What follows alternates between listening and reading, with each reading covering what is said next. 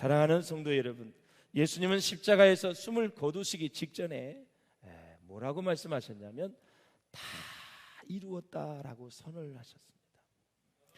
요한복음 강해 1장부터 19장까지 오고 21장까지 있습니다. 바로 이것을 위해서 그 많은 표적과 기적을 보여주셨고, 고칠 수 없는 병을 고쳐주셨고, 살려낼 수 없는 나사로를 살려주셔서 결국 예수 그리스도가 하나님의 아들이심을 믿게 하려고, 그분이 영생을 주시는 것을 믿게 하기 위해서 오늘 여기까지 온 것입니다. 할렐루야. 다 이루었다. 테텔레스타이라는 그런 단어, 내 죄로 인해서 내가 저렇게 십자가에 죽어서 저렇게 죄값을 치러야 되는데 우리 예수님이 대신 우리의 죄값을 지불해 주셨다, 완불해 주셨다라는 뜻이에요. 이것을 잊으시면 안 돼요. 저도 신학을 하고 많은 공부를 하고 책을 보고 신학생들을 가르치는 교수로도 사역을 하고 있지만 이거 잊지 마세요. 내 죄값을 대신 완불해 주신 분. 신앙생활 이거 없으면 여러분 실패해요. 곁다리 잡지 마시고 비본질적인 것을 신경 쓰지 마시고 내 죄값을 대신 치루어 주신, 내 죄값을 대신 완불해 주시고 지불해 주신 분이 예수 그리스도이시다. 늘 생각해야 돼요. 그래야 그 사람이 은혜의 사람이 되어져요. 그 사람이 하나님의 사람이 되어지는 거예요. 그 사람이 겸손한 사람이 되어지는 거예요. 그 사람이 온유한 사람이 되어지는 거예요. 말을 이쁘게 해서 온유한 사람이 아니, 얼굴이 이쁘고 잘생겼다고 온유한 사람이 아니, 매일 웃고 다닌다고 해서 온유한 사람이 아니에요. 겸손한 사람이 아니에요. 예수의 피의 대가를 알고 내 죄값을 대신 지불해 주신 그 사건이 나를 위한 사건임을 알고 깨닫고, 그러면 저절로 무릎을 꿇게 되고 주님을 경배하게 되고 주님을 예배하게 됩니다. 할렐루야. 그게 진짜 겸손이고, 그래야 예수님의 마음을 가지고 살 수 있다라는 거예요. 예수님의 말씀에 벗어나면 손해가 와. 정신적, 영적, 물질적으로 버럭버럭 그렇게 화를 내고 하면 반드시 손해가 오게 돼 있어요. 인생은 그래서 예수님 마음 가지고 살아야 돼요. 그러면 천지가 변동이 와도, 재앙이 있어도 주 안에서 평안하게 될 줄로 믿습니다. 저는 그 SNS에서 사진을 하나 봤어요. 아프가니스탄에서 그 엄마가 아기를 주고 죽었잖아요. 그런데 그 미군 병사가 그것을 안고 있어요. 그런데 그 아기는 이슬람 아기죠. 그런데 그 병사는, 미국 병사는 크리스찬이에요. 기도합니다. 그러면서 꼭 이렇게 끌어안고 있어요. 뒤에는 총을 메고 이렇게 막 공항에서 테러가 일어나고 막 그런 상황에서도 그 엄마는 아기를 살리려고 미군 병사에서 준 거예요. 아니, 아프간에 탈레반한테 주지, IS 이슬람 국가에도 주지, 왜 미군 병사한테 줄까? 믿을 만한 구석이 있는 거죠. 저 병사에게 주면 저 아이는 살아날 것이다. 왜?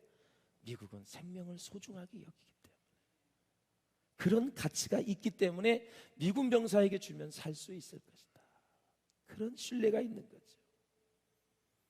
예수 그리스도가 날 위해 죽어주신 그 사건, 십자가를 신뢰할 수 있기를 바랍니다. 내가 살 길은 오직 십자가밖에 없습니다. 십자가밖에 없어요.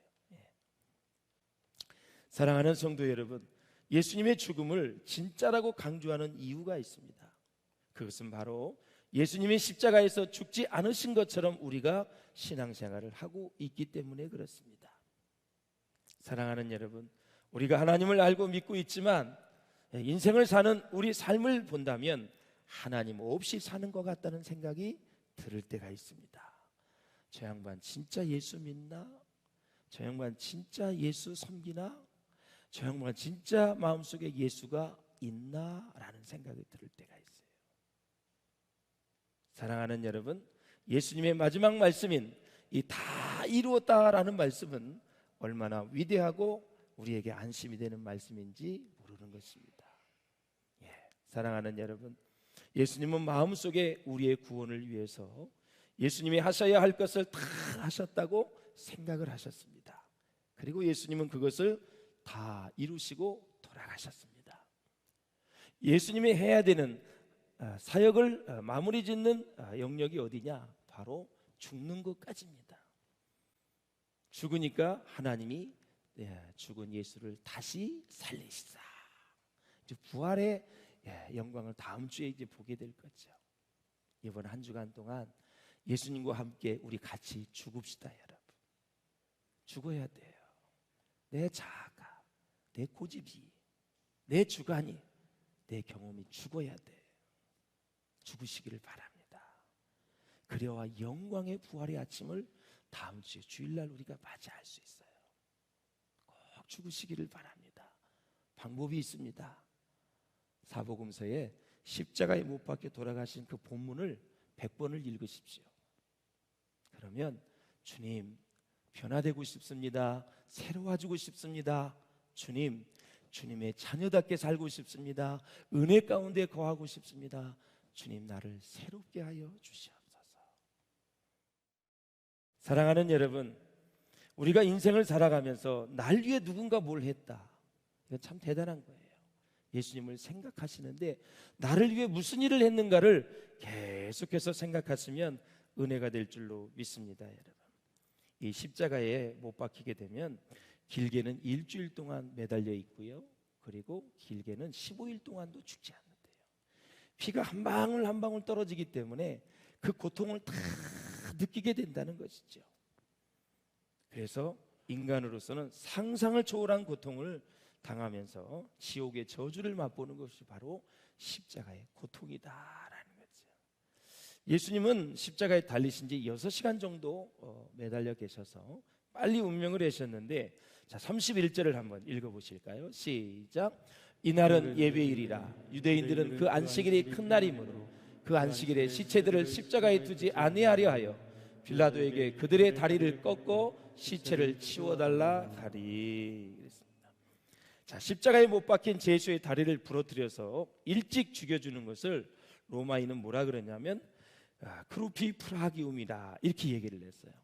그러니까 사형수의 두 다리를 완전히 꺾어버려 가지고 쇠몽둥이 쳐서 부러뜨리는 거죠. 그래서 일찍 죽여주는 것이 예수에게는, 십자가에 매달린 사람에게는 참 좋았다는 거죠. 왜? 고통을 이제 느끼지 않고 끝낼 수 있기 때문에 그래요. 유대인들은 오랫동안 유월절을 지내면서 양의 뼈를 꺾지 않았죠. 그래서 애굽에서 나와서 유월절을 지킬 때도 그랬어요. 하나님께서 유월절 양의 뼈를 꺾지 못하게 하셨기 때문에 그런데 그 이유를 이제 그들이 알지 못했지만 나중에 알게 됐죠. 최종적으로 예수님의 다리뼈가 꺾이지 않는 것을 통해서 하나님의 말씀이 이것도 성취가 되었구나. 한번 여러분 요한복음 19장을 보세요. 시작. 이 일이 이룬 것은 그 뼈가 하나도 꺾이지 아니하리라 한 성경을 응하게 하려 함이라. 또 다른 성경에 저희가 그 찌른 자를 보리라 하였느니라. 아멘. 아주 사소한 말씀인 것 같지만 한 말씀도 땅에 떨어지지 않습니다. 다 이루어집니다. 이 예수님의 죽으심이 완전한 하나님의 뜻인 것이 증명이 되었습니다, 여러분. 그러므로 구원의 비밀은 어디에 있느냐? 죽음에 있는 것입니다. 다시 산다는 것은 죽음을 전제로 하는 것입니다.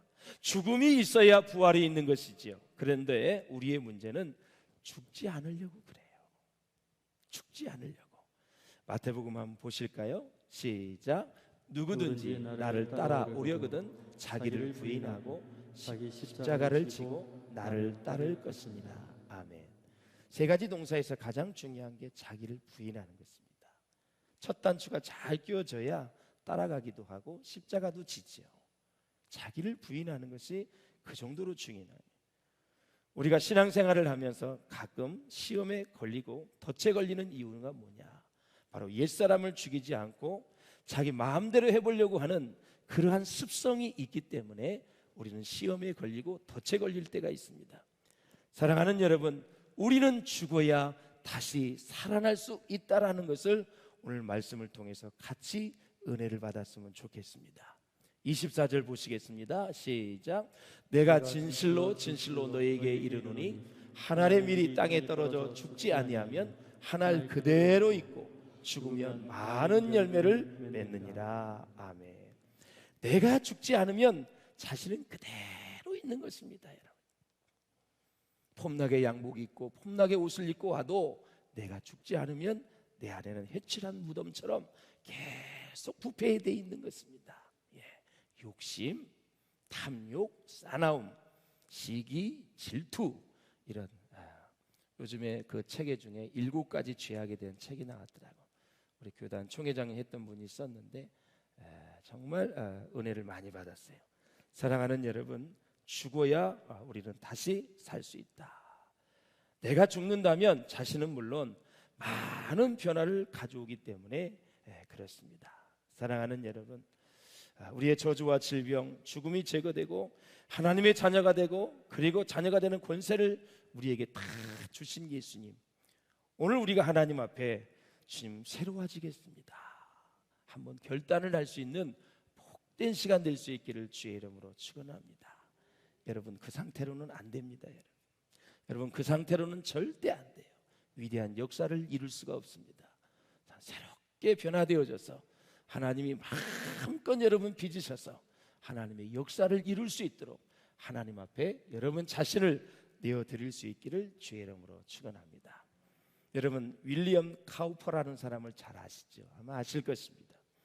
이 사람은 6살 때 그의 모치를 잃고 고아학교에 들어갔는데요, 자기보다 큰 학생들이 계속 괴롭혔어요. 사람이 부모가 없으면 사람들이 그렇게 무시를 해요. 엄마가 없으니까 고아학교에 들어가니까 얼마나 괴롭혔는지 몰라요.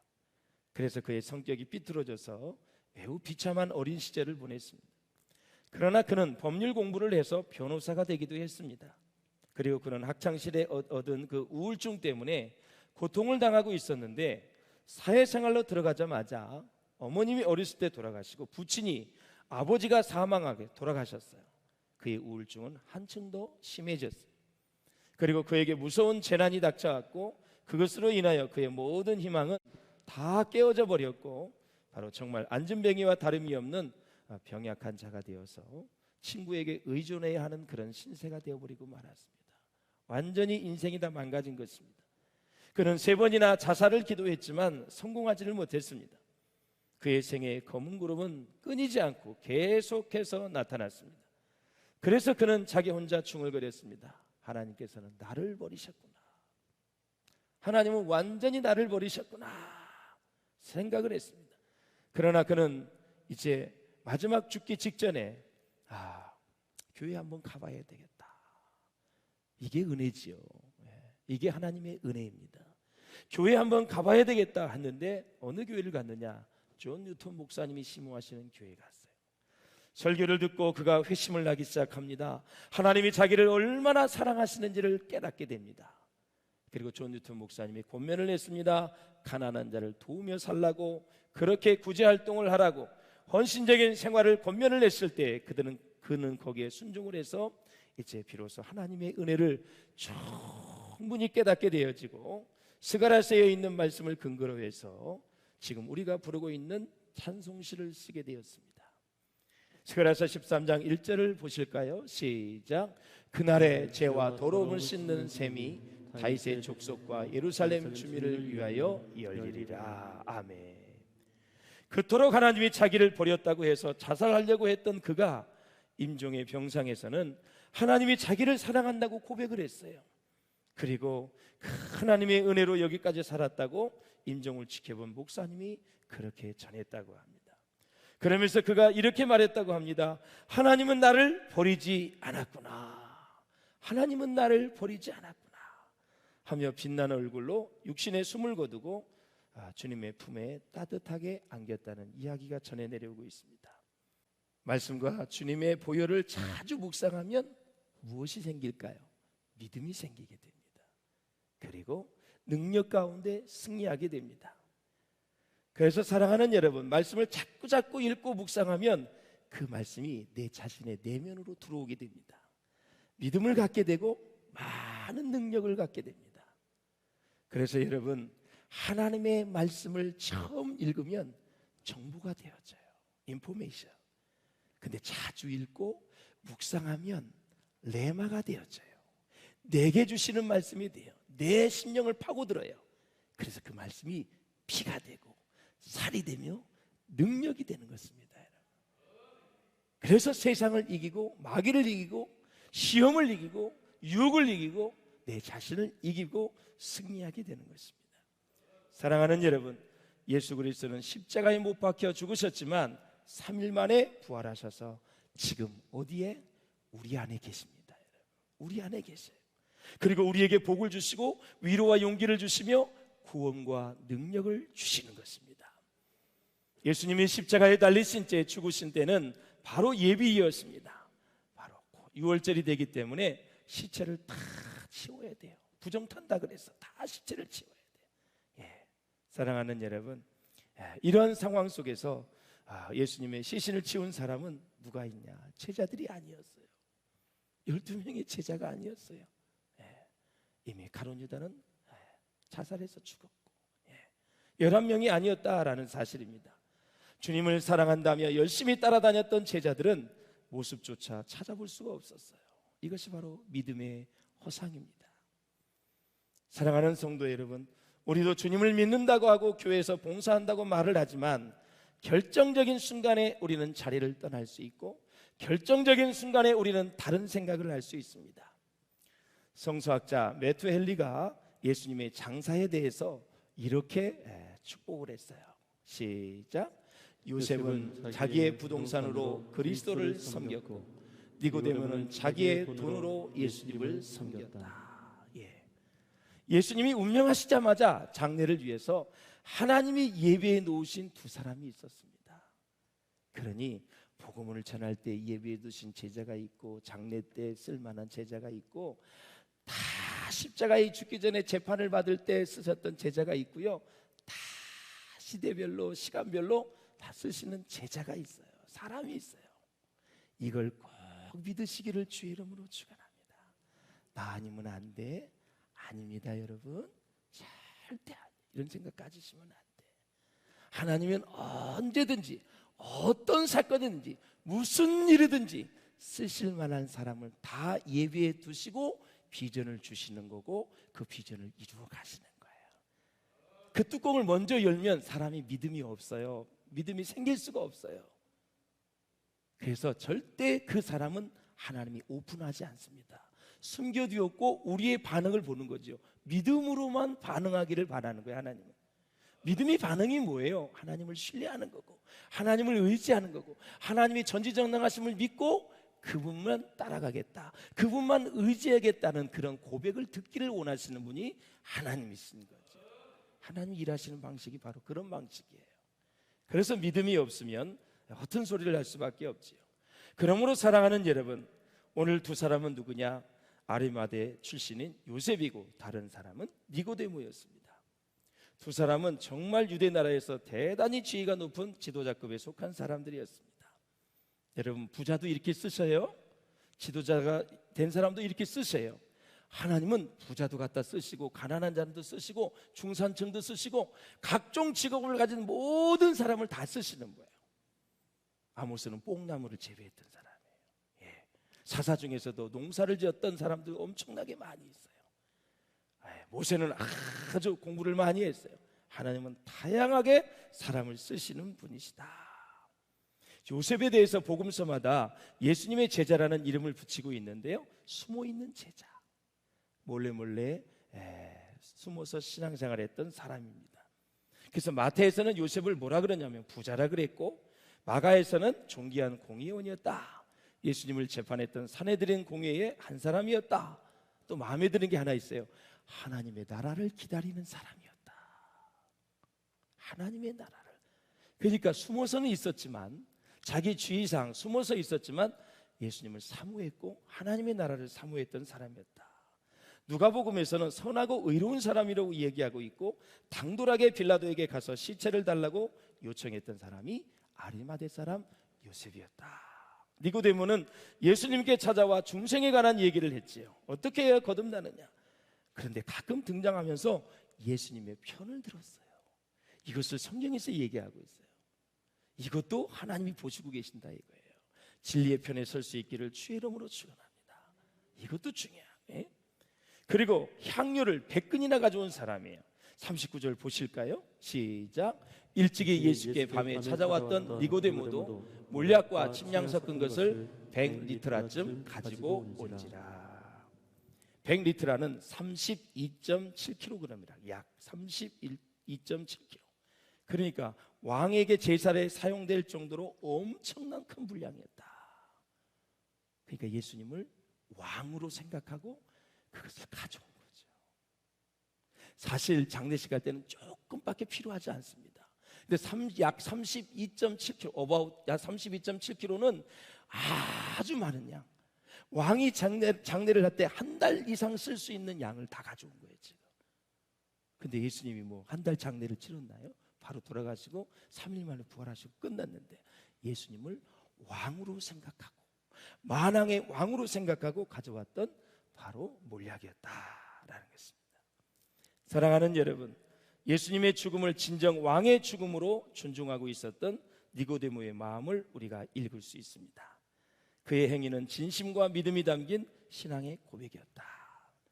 예수님을 밤에 찾아왔던 의미심장한 밤손님이었던 이 니고데모가 예수님의 권위를 믿고 예수님을 왕으로 생각하고 그는 장례식에 참여하여 헌신하는 그런 모습입니다. 그래서 이제 숨어있던 이 잠재적인 제자가 무엇으로 바뀌죠? 하나님께 경의를 표하는 신앙 고백을 하는 고백적 제자로 변화되는 것이 바로 장례식에서 있었다. 그러니까 사랑하는 여러분, 우리의 믿음이 점프하려면 예수님이 지금 죽는 장례식에 두 사람이 와서 믿음이 점프되었습니다. 신앙 고백을 한 게 됐죠. 나 이제 드러내도 괜찮다. 사내들은 공연이다 할지라도 나는 예수님의 장례를 치르겠다. 아리마대 사람 요셉, 니고데모가 자신을 천하에 드러냈습니다. 이 사건을 통해서 그들의 믿음이 점프한 것입니다. 우리 여러 가지 일들을 통해서, 어떤 사건을 통해서 여러분 믿음이 점프되기를 바라고, 믿음이 퇴보되지 마시고 믿음이 점프하는 기회로 삼을 수 있기를 주님의 이름으로 축원을 드립니다. 이제는 믿음을 숨기는 사람이 아니라 예수님의 대속 십자가의 죽으심을 인정하는 참 제자가 되었다라는 거예요. 그러므로 사랑하는 여러분, 말씀을 맺겠습니다.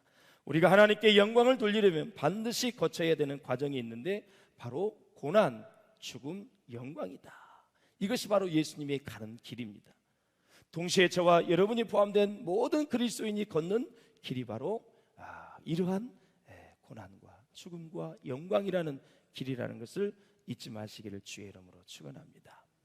이렇게 여러분, 숨은 제자였던 아리마대 요셉과 니고데모가 존귀하게 쓰임 받았어요.